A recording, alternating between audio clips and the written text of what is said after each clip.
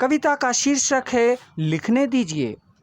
दया करके मुझको लिखने दीजिए, मुझे अपनी व्यथा को लिखने दीजिए, हमारे रिलीजनों के लेख को लिखने दीजिए। दशाब्दियों से शताब्दियों से हमारे जनों द्वारा झेले जाने वाले कष्ट, उनके द्वारा किए जाने वाले अमानवीय सेवाओं और वृत्तियों को, उन कष्टों और नष्टों को लिखने दीजिए। मेरी समझ में जैसा आ रहा है वैसा लिख रहा हूँ। आप लोगों की तरह हम शायद लिख ना पाएँ, आपकी तरह हम गर्भ रीति से समझ में आने और ना आने की तरह शायद लिख ही ना पाएं। आप लोगों की तरह हमने बड़ी बड़ी पढ़ाइयाँ नहीं पढ़ी हैं, पीएचडी भी नहीं किया है, परिशोधनों को भी नहीं किया है, बड़ी बड़ी पुस्तकों को भी नहीं पढ़ा है।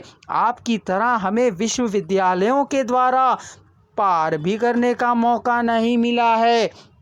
अभी अभी ही अक्षर सीख रहे हैं। कभी कभी यदा कदा पद्मा राव जी की कविताओं को, तारक की पुस्तक को, एंडुलुरु की कविताओं को पढ़ते रहे हैं, लेकिन हमारी समझ में नहीं आ रहा है।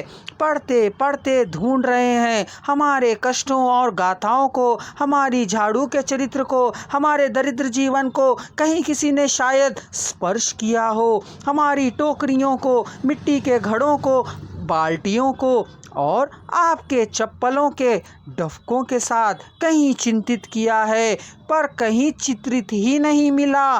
सोच आतुरता से ढूंढ रहा हूँ, कहीं भी नहीं है, किसी में भी नहीं लिखा है। इसलिए हमारे लेखों को हमें ही लिखने दीजिए। आप में किसी में भी अब तक क्यों नहीं लिखा है, अब लिखेंगे भी नहीं। आप अपने ढिंडोरा आप ही बजाते रहे हैं, आप अपने ढप आप ही बजाते रहे हैं, आप अपने ऐक्य वेदिकाओं का निर्माण आप ही करते रहे हैं। अम्बेडकर टेल कहते हैं समानता के साधन के लिए ही संघर्ष करे के कहते हैं। हकों के वारिस होना चाहते हैं, सबका अनुभव आप ही करते हैं, अधिकारी भी आप ही बनते हैं, राजनेता भी आप ही बनते हैं, फुटपाथों और पैखानों में हम रहते हैं। कहाँ है समानता? दलितों के प्रति समानता कहाँ है?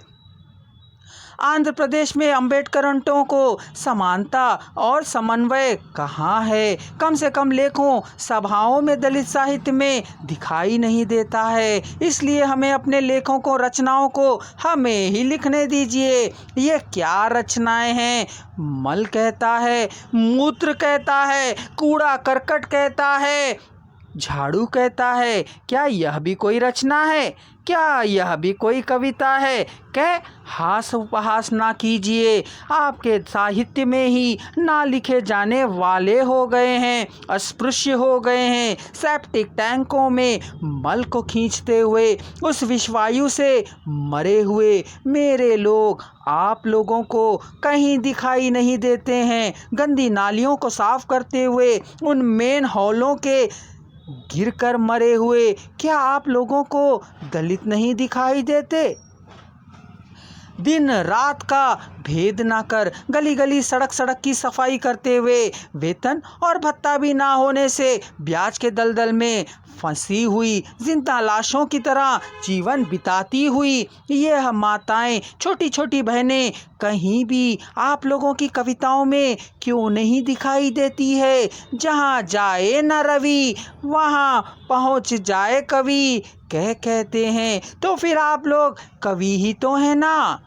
जहाँ सूर्य नहीं जाता है उन अंधेरे सेप्टिक टैंकों में काम करते अंधकार में उनके जीवन को क्या आप देख सके हैं? देखा भी तो इनसे हमें क्या काम? उस दुर्गंध भरे वातावरण से क्या? उन अंधेरे शमशानों की संगतियों से क्या? हमें क्या? यही तो आप ही। इसलिए हमें अपनी रचनाओं को हमें ही करने दें।